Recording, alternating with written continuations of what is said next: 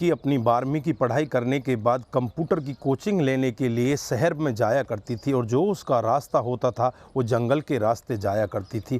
Daily वो जंगल के रास्ते जाती और पैदल ही जाया करती थी। एक दिन का वाक़या होता है, एक ट्रक ड्राइवर उस लड़की को देखता है और उससे कहने लगता है कि बेटी तुम यहाँ से पैदल क्यों जा रही हो, इसमें तो बहुत ही ज़्यादा खतरा है, जंगल के रास्ते क्यों जाती हो, तुम दूसरे रास्ते सवारी लेकर क्यों नहीं चली जाती। उस पर बेटी कहती है कि साहब मैं डेली जाती हूँ, मुझे हर चप्पे चप्पे का पता है, किस तरह से यहाँ से निकलना है, मैं सब कुछ जानती हूँ। वो पहला दिन होता है, उसके बाद वो बेटी लगातार अपनी कोचिंग के लिए शहर जाती रहती है। दोबारा वो ट्रक ड्राइवर उस लड़की को दिखता है तो दोबारा उससे फिर अपनी गाड़ी में बैठने का यत्न करता है, लेकिन वो बेटी कहती है कि मैं रोज़ रोज़ ऐसे ही जाती हूँ, मुझे गाड़ी में बैठने की ज़रूरत नहीं है, मेरी आदत पड़ चुकी है। उसके बाद तिवारा फिर उस लड़की को मिलता है तो तिवारा मिलने के बाद जैसे ही लड़की उसे देखती है दूर से ही नमस्ते करने लगती है और कहने लगती है कि बाबा आप कैसे हो, क्योंकि उसकी उम्र ही कुछ इस तरह की होती है, लगभग 55 साल का वो बुजुर्ग व्यक्ति होता है। फिर वो कहने लगता है कि बेटी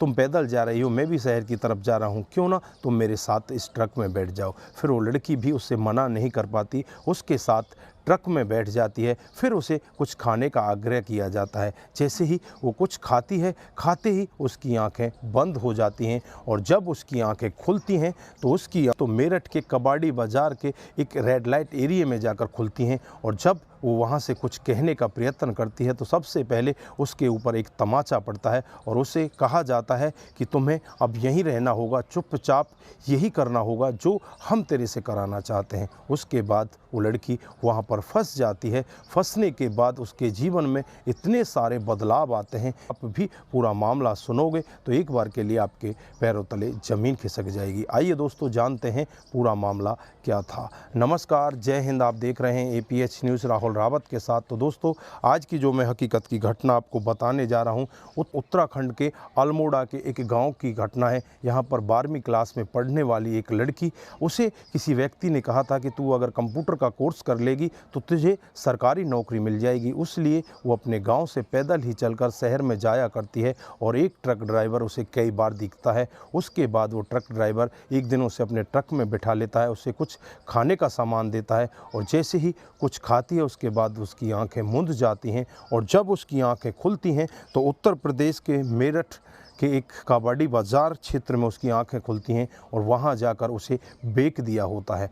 जब वो लड़की अपने आप को इस तरह से देखती है तो वो टूट जाती है, रोने लगती है, चीखने लगती है, चिल्लाने लगती है। लगभग 15 दिन तक उसे खाना भी नहीं दिया जाता, उसे गोलियां दी जाती हैं। उसको इस तरह की गोलियां दी जाती हैं जिससे खाने के बाद उसके हार्मोन्स बढ़ने लगते हैं, उसके शरीर में कुछ ऐसी क्षमता होने लगती है कि उसे कुछ करने का मन करता है। उसके बाद उसे इंजेक्शन दिए जाते हैं और 15 दिन के बाद उसे कोठे पर तैयार कर दिया जाता है। उसके बाद वो लगातार ग्राहकों का मन बहलाया करती है। जो भी ग्राहक उसके पास आता उसकी खूबसूरती को देखकर उसका होकर रह जाता और उसी को चयन करता और उसी के साथ में संबंध बनाता। धीरे धीरे ऐसे ही काफ़ी समय बीत जाता है। 10 दिसंबर 2005 का वाक़या होता है जब वहाँ पर एक सोशल कार्यकर्ता पहुँचती है और इस लड़की से बातचीत करने की कोशिश करती है, इसके बारे में जानने की कोशिश करती है।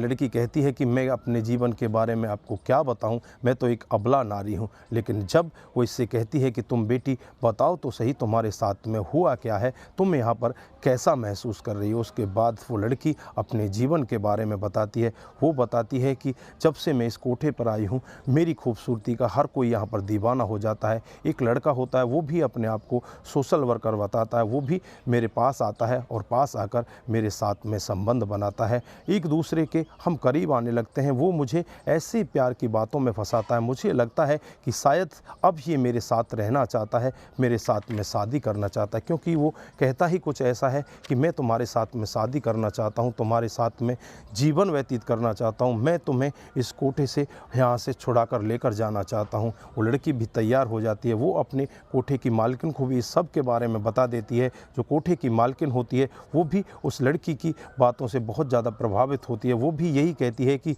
अगर तुम्हारा घर बसता है तो मुझे इसमें कोई ऐतराज़ नहीं है, तुम अपना घर बसा लेना।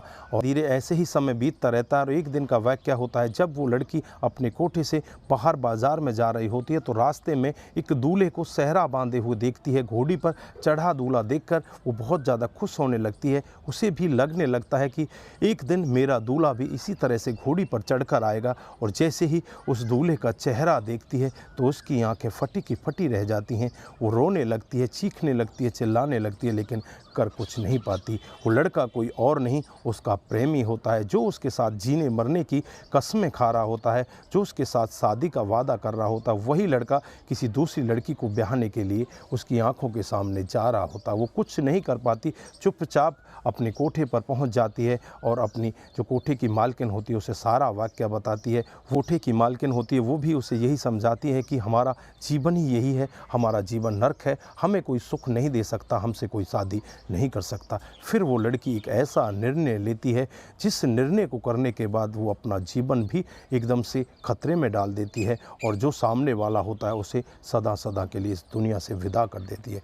दोस्तों, फिर वो जब भी किसी के साथ में संबंध बनाती वो बिना किसी प्रिकॉशंस, बिना किसी कंडोम के संबंध बनाती और ये संबंध बनते बनते काफ़ी दिन का समय बीत जाता। लगभग 6 महीने ऐसे ही निकल जाते हैं। इन 6 महीनों में जो वो चाहती थी वही उसको हो जाता है। उस लड़की को एड्स हो जाता है और एड्स होने के बाद उसे हॉस्पिटल में भर्ती कराया जाता है। जब हॉस्पिटल में वो भर्ती हो जाती है तो डॉक्टर साहब कहते हैं कि इसका बचना मुश्किल ही नहीं नामुमकिन है, अब ये बच नहीं पाएगी, 2-4 दिन की ही ये मेहमान है। उसके बाद वो सोशल कार्यकर्ता को बुलाया जाता है, उसके साथ बैठकर वो बातचीत करने लगती है। तो सोशल कार्यकर्ता उससे यही कहती है कि तुम्हें बचा लिया जाएगा, तुम्हें अच्छे हॉस्पिटल में ले जाया जाएगा। लेकिन इस पर जो लड़की होती है वो यही कहती है कि मुझे इसका गम नहीं, लेकिन जो मैं करना चाहती थी मैंने वो कर दिया।